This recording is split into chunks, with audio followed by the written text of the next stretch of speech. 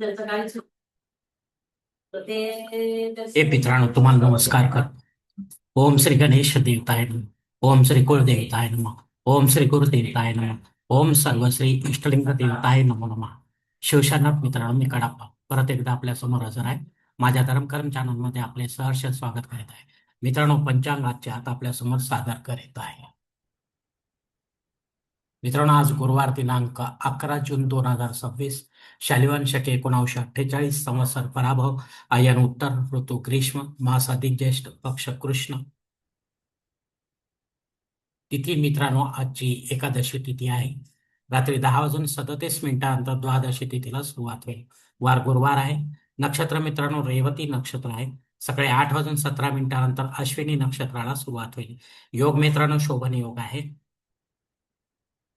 मध्यरात्री 1 वाजेनंतर अतिगंड योगाला सुरुवात होईल. करण मित्रांनो, भवकरण आहे.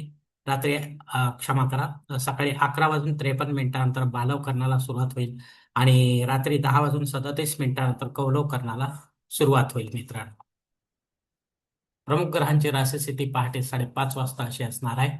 सूर्य वृषभ राशीत असेल, चंद्र मीन राशीत, गुरु कर्क राशीत, तर शनिदेव मीन राशीत असणार आहे. मित्रांनो, सध्या चंद्र राशीनुसार कुंभ, मीन व मेष या 3 राशींना 7.5 सुरू आहे. या राशींच्या जातकांना 7.5चा त्रास होत असेल तर त्यांनी कृपया जवळच्या ज्योतिषाकडे जावे आणि आपल्या जन्मकुंडलीमधील शनिदेवतेची पोझिशन तपासून पाहावी. ती जर अशुभ स्थितीत असेल तर आपल्याला नक्कीच शनिदेवतेची धार्मिक सेवा करावी लागणार आहे. अन्यथा अशी सेवा करण्याची गरज राहणार नाही. मित्रांनो, मुंबई भागातील सूर्योदय असते याप्रमाणे. सूर्योदय सकाळी 6 वाजून 2 मिनिटांनी असेल तर सूर्यास्त सायंकाळी 7 वाजून 15 मिनिटांनी असणार आहे. मित्रांनो, आता या पंचांगाच्या आधारे आपण आजच्या पूजेसाठी लागणारा संकल्प सोडणार आहोत.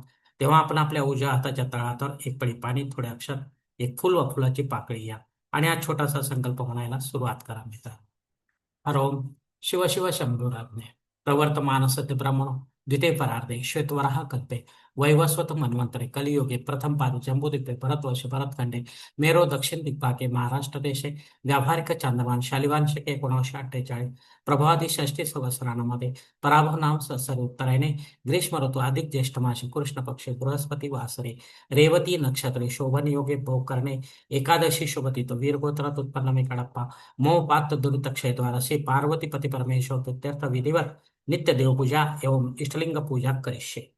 मित्रांनो, याच ठिकाणी हा संकल्प संपलेला आहे. तेव्हा आपण आपल्या उजव्या हाताच्या तळहातावर संकल्पाचे पाणी जवळच्या निर्माल्याच्या तांगणात सोडून द्या. मित्रांनो, या संकल्पाची वेळ मर्यादा सकाळी 8 वाजून 17 मिनिटांपर्यंत आहे.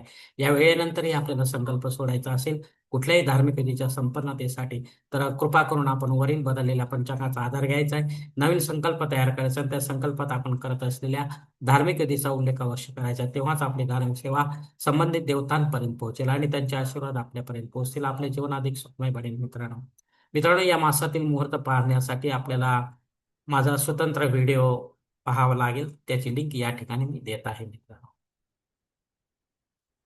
मित्रांनो, पंचांगातील इतर काही महत्वाची जी माहिती आहे ती आता आपण पाहणार आहोत. पंचांग शुद्धी मित्रांनो, रात्री 10 वाजून 37 मिनिटांपासून ते 25 मिनिटांपर्यंत आहे. अर्थात रात्री 1 वाजेपर्यंत, मध्यरात्री 1 वाजेपर्यंत आहे आणि उत्तर रात्री 3 वाजून 30 मिनिटानंतर आहे. मित्रांनो, ते सूर्योदयापर्यंत असणार आहे. तर फारसा याचा आपल्याला काही उपयोग होणार नाही. मित्रांनो, पूर्ण दिवस हा पंचांग शुद्धी राहणार नाही. मित्रांनो, दिनविशेषमध्ये कमला एकादशी यासाठी माझा स्वतंत्र व्हिडिओ तो आपण पाहू शकता. मित्रांनो, नियमात राहून आपल्याला भगवान विष्णूच्या चरणी आपली सेवा अर्पण करायची आणि जे काही मंत्र जप आहे, अभिषेक आहे, दर्शन सोहळा आहे, मंदिरात जाऊन आपण आपल्या पद्धतीने दर्शन घ्यायचे, दानपेटीत काही रक्कम टाकायची. हे जे काही छोटे मोठे नियम आहेत ते हे सर्व व्हिडिओमध्ये दिलेले आहेत, ते आपण पाहू शकता. एकादशी श्राद्ध कर्म आहे. या तिथीवर आपल्याशी संबंधित नात्यांमध्ये कोणी सोडून आपल्याला परलोकात निघून गेले असतील तर आपल्याला त्यांच्या नावे पिंडदान युक्त किंवा पिंडदान रहित असे श्राद्ध कर्म करणे गरजेचे आहे. घरी करा किंवा तीर्थक्षेत्री करा, पण विधिवत करा, पंडिताच्या माध्यमातून करा आणि अपराह्न काळातच करा. तेव्हाच आपली पितरसेवा आपल्या पितरांपर्यंत पोहोचेल आणि त्यांचे आशीर्वाद आपल्यापर्यंत पोहोचतील. आपले जीवन अधिक सुखमय बनेल. मित्रांनो, अग्नी पृथ्वीवर रात्री 10:37 हजर आहे, त्यानंतर नाही मित्रांनो. याचा फायदा आपल्याला घ्यायचा असेल तर आपण अवश्य घेऊ शकता. पण नव्याने सुरुवात करणार असाल तर त्याचे सातत्य ठेवा, अन्यथा आपल्याला दोष लागण्याची शक्यता राहील. राहुकाळ दुपारी 1:30 वाजेपासून ते 3 वाजेपर्यंत आहे मित्र. या 1.5 तासाच्या काळात राहू अत्यंत प्रभावी असल्यामुळे तो आपल्या कामांमध्ये अडथळे निर्माण करणार. म्हणून शक्यतो रेग्युलर कामे करा. या वेळेमध्ये महत्वाची किंवा विशेष कामे करू नका, अन्यथा आपल्याला अपयश येण्याची शक्यता राहील.